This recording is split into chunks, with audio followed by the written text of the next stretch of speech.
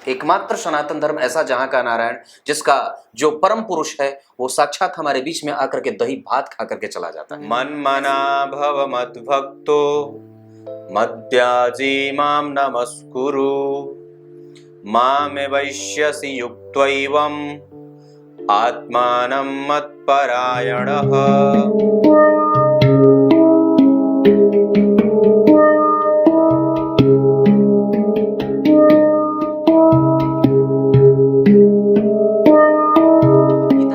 अध्याय के 34वें श्लोक में भगवान ने बात कही है। क्या कही है ये आरंभ में ही बता देता हूं। पता नहीं आप लोग कार्यक्रम अंतिम तक देखेंगे या नहीं, पर पंगत जब लग जाती है तो जब जिमाया जाता है ना तो अंतिम तक देख के जाना चाहिए, नहीं तो दोष लगता है। अब कार्यक्रम शुरू से देखा है तो अंतिम तक देखा करो। तो क्या कहा है, मेरे हो जाओ, मतलब मेरी ही पूजा करो। मैं ये भगवान कह रहे हैं मेरी ही पूजा करो, क्योंकि एकमात्र वही सनातन धर्म का शुद्ध सनातन। बाकी जितने भी धर्म है वहां पे उनके दूत आते हैं, पर हमारा एकमात्र सत्य सनातन धर्म, जिसके परमात्मा जो साक्षात नारायण हमारे यहाँ आते हैं, अवतार लेते हैं और इस भूमि को शुद्ध करते हैं, और साथ ही साथ इसकी मिट्टी जो है वो माथे पे चंदन की तरह लगा करके इसे पवित्र करके जाते हैं। एकमात्र शुद्ध सनातन धर्म ऐसा जिसकी वैदिक वांग्मय की स्थिति इतनी मजबूत और पारायण है कि कहीं नहीं जा सकती, जहां पे तरह तरह के जो है वो विचित्र धाराएं और कलाएं विकसित होती हैं। एकमात्र सनातन धर्म ऐसा जहां का नारायण, जिसका जो परम पुरुष है वो साक्षात हमारे बीच में आकर के दही भात खा करके चला जाता है। ऐसी हमारी सभ्यता है, ऐसी हमारी संस्कृति, जिसपे हमें गुमान ही नहीं घमंड होना चाहिए। ये शुद्ध सनातन पर जो सभ्यता हमारी है, वो शुद्ध सनातन संस्कृति इतनी मजबूत है जिसकी जड़ें हिलाने के लिए पता नहीं कितने लोग कितने वर्षों से काम कर रहे हैं, और कुछ तो इसको खोदने के चक्कर में खुद खोद करके नीलाम हो गए। शुरू करते हैं आज का कार्यक्रम। कहीं नहीं जाना है, ये श्रावण माह की कुंडली है, और मैं समझता हूं कि श्रावण माह में जो लोग जन्मे होते हैं वो बड़े ही शुद्ध, शांत, मनस्वी, श्रेष्ठ, सांभ्रांत और कुलीन होते हैं।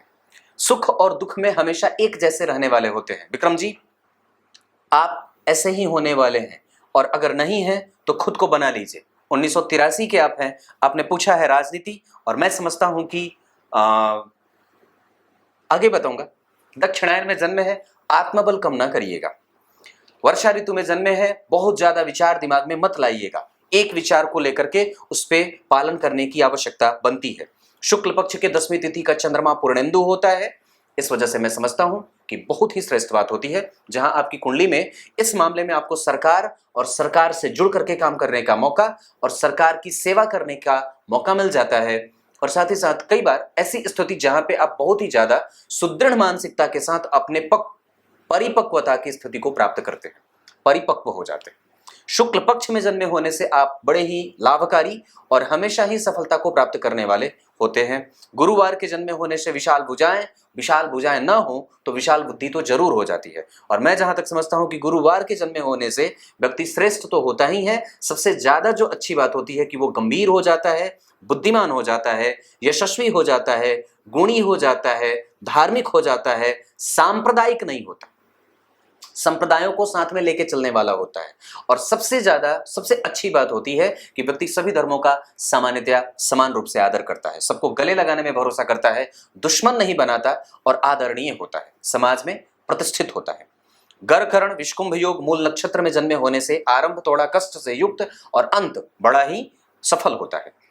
क्षत्रिय वर्ण और राक्षस गण के होने के कारण आपके पास दौड़ने की, आपके पास भागने की, आपके पास जो है वो चपलता से अपने काम निकालने की और स्थिति को भांपने की शक्ति है। इस चीज को अगर विकसित करना चाहते हैं तो बिल्कुल कर लेना चाहिए। शुरू करते हैं अब इनकी कुंडली में। सबसे पहले मैं बता दूं, सबसे अच्छी बात इनकी कुंडली में कि पंचांग बड़ा बढ़िया बना है, क्योंकि शुक्ल पक्ष के 10वीं तिथि के चंद्रमा है, तो अब जीवन जो है वो पटरी पे ही आए।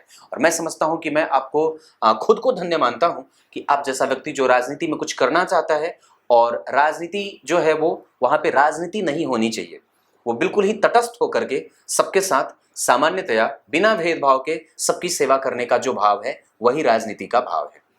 आइए, सिंह लग्न की कुंडली बनती है। लग्न में ही लग्नेश मतलब 5 नंबर की राशि सिंह राशि। सिंह राशि के अधिपति सूर्य किसके साथ बैठे हैं? शुक्र के साथ। दूसरे नंबर पे बुध बैठे हैं, वो कौन है? लाभेश। तो लग्न के अधिपति लग्न में और लग्न में ही लाभ के अधिपति, दूसरे नंबर पे पराक्रम भाव के अधिपति शुक्र। पर यहाँ पे अगर कोई जीवन में समस्या आई होगी तो मैं यहीं पे बोल देता हूं, इन्हीं तीनों के कारण आई होगी। कभी भी कोई भी समस्या आई होगी इसी के कारण आई होगी, क्योंकि त्रिक भाव के अधिपति लग्न में बैठे हैं। और मैं जहां तक समझ रहा हूं कि ये बहुत अच्छी बात है, हालांकि नहीं आई होगी अगर, तो भी इसमें इन्हीं लोगों का योगदान होगा। ऐसा इसलिए क्योंकि यहाँ पे डिग्री में सूर्य 0 डिग्री के हैं तो कमजोर हो रहे हैं, शुक्र जो है वो 11 डिग्री के हैं, वक्री हैं तो थोड़े शिफ्ट होंगे, बुध जो है वो जन्म कुंडली में 28 डिग्री के हैं तो थोड़े कमजोर। वहां पे शुक्र ही एकमात्र ऐसे ग्रह हैं जो आपको साहस और साहसिक नेचर वाला, परिस्थितियों से लड़ने वाला और विपरीत परिस्थिति में दम खम बना करके साहसिक नेचर बना देते हैं। वस्तुतः ये ऐसी बात होती है, क्योंकि सिंह लग्न की कुंडली के लिए शुक्र अच्छे नहीं होते, लेकिन वही ग्रह जो है वो आपके जीवन में बहुत महत्वपूर्ण भूमिका में भी आ रहा है। हालांकि लग्न के अधिपति लग्न में बैठे हैं तो थोड़ी बहुत लग्न को एक सकारात्मक भाव भी देखने को मिलेगा। लाभ भाव के अधिपति का लग्न में आना महाधनी योग और महाभाग्यशाली योग बनेगा। और पराक्रम भाव, अपने जरा गौर से समझिए, तो लाभ भाव के अधिपति और जन्म कुंडली में भाग्य धन पराक्रम भाव के अधिपति का मतलब ये जो दोनों शुक्र और बुध बैठे हैं वो सिंह लग्न की कुंडली के लिए बहुत अच्छे नहीं होते, लेकिन फिर भी शुक्र से ज्यादा बुध अच्छे होते हैं।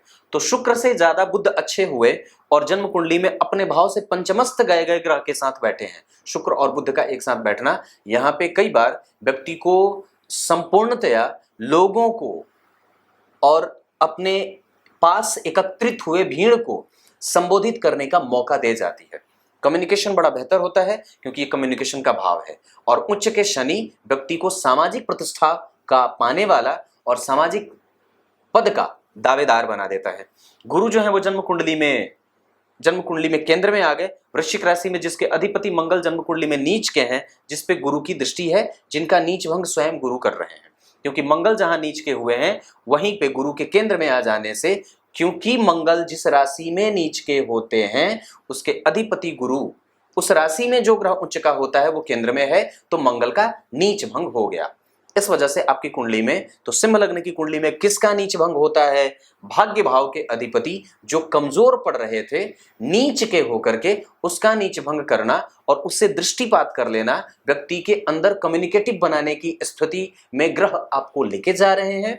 और साथ ही साथ गुरु राहु और केतु के संपर्क में आने से आपकी कुंडली को एक नेगेटिव अप्रोच भी मिलेगा। लेकिन इस मामले में ये अच्छी बात होगी कि राहु उच्च के बैठे हैं और ये सबसे अच्छी बात इस कुंडली को दर्शाने वाली हो जाती है। केंद्र में राहु का बैठना, जिस राशि में बैठे उस राशि का अधिपति केंद्र में बैठा है, उस पर गुरु की दृष्टि है और मैं समझता हूं कि उस पर किसी पाप ग्रह का कोई प्रभाव नहीं है, इस वजह से ये एक अच्छी बात होगी। परंतु कि चूंकि अस्तमेश भी होते हैं गुरु, इस वजह से माता के स्वास्थ्य को बीमार कर सकते हैं, या कई बार घर में थोड़ी मोड़ी या छोटी छोटी समस्याएं भी आए दिन बनी रहती है। ये एक सामान्य सी बात होगी जिसको लेकर के बहुत ज्यादा परेशान होने वाली कोई बात नहीं है, ये मैं यही क्लियर कर देता हूं।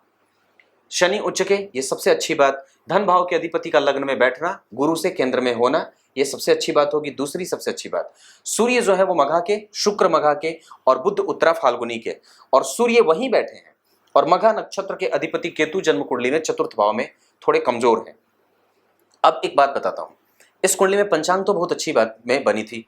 सप्तम भाव जो कि छोटा समाज होता है और दशम भाव जो कि बड़ा समाज होता है, तो बड़े समाज के अधिपति लग्न में बैठे। और बहुत अच्छी बात यह है कि वो अस्त नहीं हुए हैं। अगर जो अस्त हो जाते तो आपके बड़े समाज को प्रभावित करते थे। और आपकी कुंडली के छोटे समाज के अधिपति अपने भाव से पंचमस्त जाकर के उच्च के हुए हैं। और जन्म कुंडली में इस भाव से केंद्र में गुरु का जाना, यह सबसे अच्छी बात होगी इस बात के लिए। साथ ही साथ इस भाव पे गुरु जैसे ग्रह की दृष्टि पड़ेगी जो पंचम भाव के अधिपति होकर के दशम को देखेंगे, तो व्यक्ति के जीवन में राजनीतिक और पद की दावेदारी रखने वाला और साथ ही साथ उसमें सफलता अर्जित करने वाला भी बना देते हैं। अब जरा गौर से समझिए तो दशा किसकी चल रही है। अब एक बात बताता हूं, कई बार जीवन में जब हम कुछ करना चाहते हैं तो हमारे वक्त के हिसाब से हमारे सितारे नहीं होते, मतलब वो थोड़े उटपटांग से चल जाते हैं। और वो इस वजह से चल जाते हैं, उसके पीछे का तर्क ये कहता है ज्योतिष में कि आपके कर्म के आधार पर आपकी दशाएं चलती हैं, या फिर ये कह सकते हैं कि आपके प्रारब्ध के आधार पर आपकी दशाएं चलती हैं। अगर प्रारब्ध अच्छा था तो एक अच्छी दशा के आप मालिक हो जाते हैं, मतलब समुचित दशाएं समुचित वक्त पे आ जाती हैं। अगर प्रारब्ध कमजोर रहा तो निसंदेह आपके अच्छे वक्त पे, जब एक अच्छे वक्त की आवश्यकता थी, उस समय पे बुरी दशा चल जाती है। तो इस प्रारब्ध को ठीक करने के लिए देवताओं की उपासना करी जाती है और यही ज्योतिष का उपाय है। आपको एक स्याह सत्य बताता हूं जिसको कहने की ताकत शायद ही किसी के पास होगी। ज्योतिष में समाधान जैसी कोई बात नहीं होती है, ये बात याद रखिएगा। ज्योतिष में समाधान जैसी कोई बात नहीं होती है। ज्योतिष में समाधान के नाम पे बाजार बिल्कुल बनी हुई है। ज्योतिष में समाधान के नाम पर कुछ भी नहीं होता। हाँ, लेकिन ज्योतिष में समाधान के नाम पर बड़े लोग फल फूल रहे हैं, ये बात भी सत्य है। और पूजा के नाम पे, पाठ के नाम पे, ग्रह शांति के नाम पे भयंकर लूट मची। और समस्या यहां पे उसकी नहीं है जो ये काम कराता है, समस्या यहां है जो ये काम करवा रहा है। मतलब वो जो खुद ग्रह से परेशान होकर के, त्रस्त होकर के ज्योतिषियों को ग्रहों का विधाता मान करके उनके ही जेबे भरे जा रहे हैं।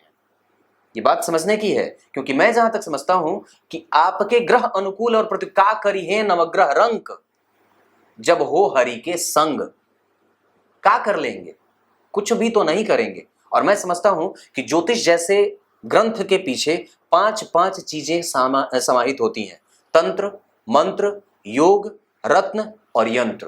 तंत्र, मंत्र, रत्न, योग, ये सारी चीजें मिलकर के आपको ज्योतिष को आगे बढ़ाने का काम करती है। ज्योतिष जैसी जो विशाल वृक्ष है, इसके पीछे इन पांचों का महत्व होता है और पांचों की भूमिका होती है, तब जाकर के। और इसी वजह से कहा जाता है कि ज्योतिष जैसे विषय से अगर आप जुड़ रहे हैं और निस्संदेह इसका अगर समाधान कुछ होता है तो उसके पीछे सिर्फ हरि की आराधना होती है, चाहे वो किसी भी तरीके से हो, बजाय उसके और भी कुछ नहीं होता। अगर हरि की आराधना आपसे करवाई जा रही है तो निस्संदेह वो ठीक है, पर उसके जगह पे अगर कोई ढकोसला कराया जा रहा है तो निस्संदेह वो गलत है और सिर्फ वो बाजार है और कुछ भी नहीं। और निस्संदेह एक बात और है कि रत्न के नाम पे, यंत्र के नाम पे, तंत्र के नाम पे और पता नहीं किन किन चीजों के नाम पे भयंकर लूट इतनी मची है कि पूछो ही मत। ये बात है, मैं इस क्षेत्र का होकर के इसी क्षेत्र की जो है वो टांग खींचने की बात कर रहा हूं, पर ये बात सिर्फ कह रहा हूं और वास्तव में ये बात समझने वाली भी है। तो मैं क्या कह रहा था कि यहां पे जो सवाल है सिर्फ राजनीति का है इन्होंने, और बाकी कुछ नहीं पूछा, तो उसी भी फोकस मेरा ज्यादा रहेगा। तो राहु उच्च के हैं, ये राहु की दशा में व्यक्ति को लाभ मिल सकता है। अब इनकी कुंडली में मंगल जो है वो 2026 में आएंगे और मंगल इनकी कुंडली के लिए सर्वाधिक योग कारक ग्रह के रूप में होते हैं। चतुर्थ और नवम भाव के अधिपति होकर के नीच के नहीं होते तो अब तक व्यक्ति कुछ और भी आगे कर सकता था, सफल हो सकता था। पर अगर आप असफल हुए हैं तो उसके पीछे यही कारण है, क्योंकि ये सर्वाधिक योग कारक ग्रह जो है वो जन्म कुंडली में नीच का हुआ है और वस्तुतः वो पुष्य नक्षत्र में बैठे हैं। हालांकि उसके पास बल है, पर एक बात और है, जो कठिनाइयां जीवन में मिली हैं या फिर अभी तक आप ढूंढ नहीं पा रहे, या जो जो जो ध्वनि निकलनी चाहिए थी जीवन से वो अगर नहीं निकल रही है तो कहीं ना कहीं एक घुंघरू का पेंच टूटा है और उसे ठीक करने की आवश्यकता है, जिसमें शनि ने मंगल को देखा है, मंगल ने शनि को देखा है। ये समस्याएं खड़ी करने का काम कई बार कर देते हैं, क्योंकि सर्वाधिक योग कारक ग्रह पे इस कुंडली के मारक ग्रह की दृष्टि जाने से ये योग कारक ग्रह के प्रभाव की कमजोरी भी कहीं ना कहीं बन जाती है। क्योंकि वस्तुतः वो थोड़ा कमजोर जरूर हो रहा है, वो अपने प्रभावों को मिनिमाइज जरूर कर रहा है, और मैं जहां तक समझता हूं कि वो 12वें भाव में जाकर के कहीं ना कहीं आपके भाग्य में अवरोध बनने का और भाग्य को कमजोर करने का एक परिणाम भी या साजिश भी रच रहा है। जिस तरीके से अगर उसको गुरु की दृष्टि प्राप्त नहीं होती, मुझे देखिए ध्यान से, अगर गुरु की 9वीं दृष्टि यहां नहीं जाती, 1 2 3 4 5 6 7 8 9, गुरु की 9वीं दृष्टि यहां पड़ी, तो गुरु की दृष्टि अगर यहां नहीं पड़ती तो जो इस भाव को कमजोरी मिल रही थी या जो इस भाव को कमजोरी मिल रही है वो और भी ज्यादा कमजोर हो जाती अगर गुरु की दृष्टि उस भाव के अधिपति पे नहीं पड़ती तो। क्योंकि गुरु के साथ साथ केतु भी देख रहे हैं जो कि मंगलवत होते हैं। अगर मंगल को केतु की दृष्टि प्राप्त होगी तो निसंदेह व्यक्ति को राजनीति का, निसंदेह व्यक्ति को सुख का, और उसको ये बात बहुत अच्छे से पता है कि मुझे कहां कौन सा पग बढ़ाना है। आपके पास इस क्षेत्र का ज्ञान होना चाहिए, और निसंदेह मैं समझता हूं कि वो है भी। क्यों? क्योंकि केतु आपकी कुंडली में भाग्य भाव के अधिपति को और जन्म कुंडली के पंचम भाव के अधिपति के साथ बैठे हैं। यह सामान्य नहीं होगा, यह सामान्य बिल्कुल भी नहीं होगा, क्योंकि पंचम भाव में धनु राशि बनी है जहां पे चंद्रमा स्वयं बैठे हैं, जिससे पंचमस्त सूर्य का बैठना ये बहुत अद्भुत होता है, बहुत ज्यादा बढ़िया होता है। ये सूर्य से चंद्रमा का पंचमस्त होना ये बढ़िया।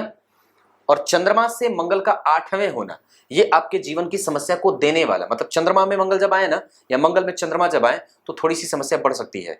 इस वजह से उस समय माता के स्वास्थ्य का, उस समय अपने खुद के स्वास्थ्य का और उस समय धन के मामले में आपको थोड़ा सतर्क होना चाहिए। संतान के पक्ष को बहुत ज्यादा केयर करने की आवश्यकता होती है। पत्नी के स्वास्थ्य को सावधानी से देखने की आवश्यकता होती है।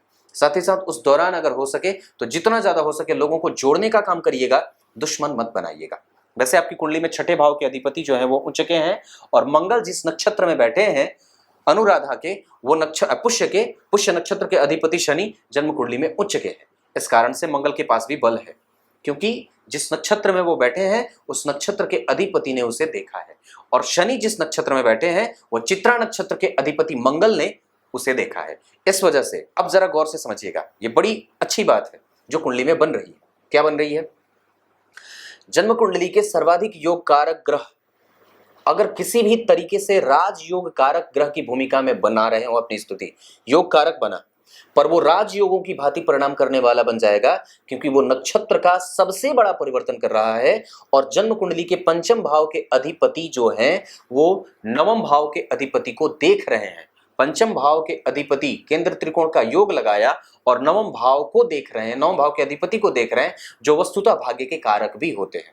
पर इस कुंडली की एक अलग समस्या मैं बताऊं, वो ये है कि यहाँ पे भी गुरु मंगल राहु के साथ बैठ रहे हैं और यहाँ पे गुरु अकेले बैठ रहे हैं, जिस पे मंगल की दृष्टि जा रही है, जो इस कुंडली का सप्तम भाव का अधिपति होकर के व्यक्ति को खुद का कारोबार करने के लिए प्रेरित कर रहा है।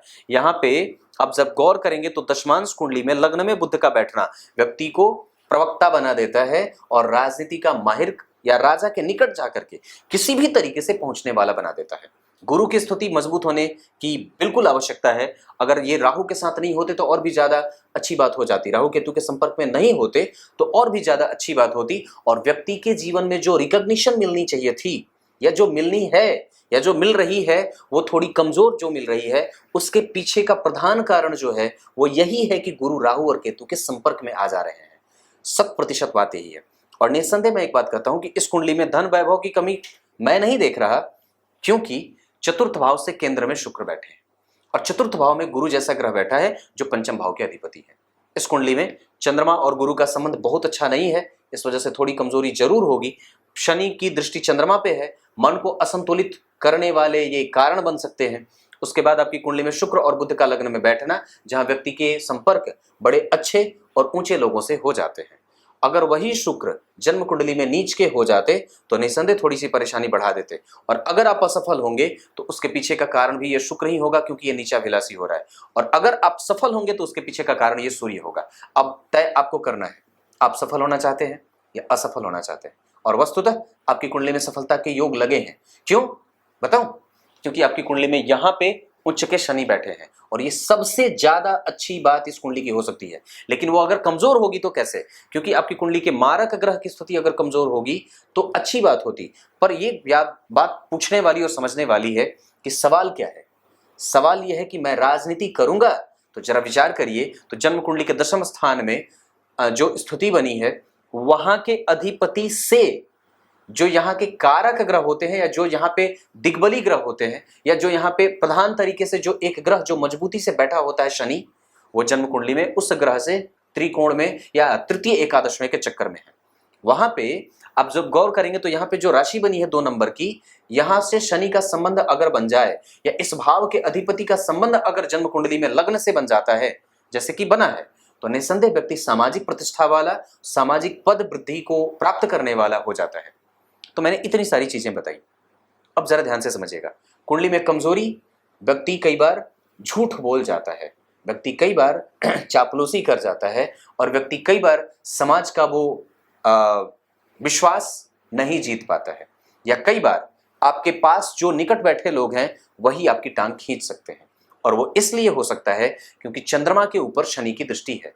और अगर आपकी कुंडली में आपने मेहनत जो करा है उसकी सफलता देने के लिए ये शनि विराजमान है, न्याय मिलेगा जरूर, पर आप इंतजार कर लो। अगर तो आपकी कुंडली में राजनीति में संपूर्ण तरीके से सफल होने का योग 2024 के फरवरी में बन रहा है और एक योग जन्म कुंडली में 2025 के 10वें में बन रहा है। आप देख लीजिएगा कि राजस्थान में चुनाव कब है।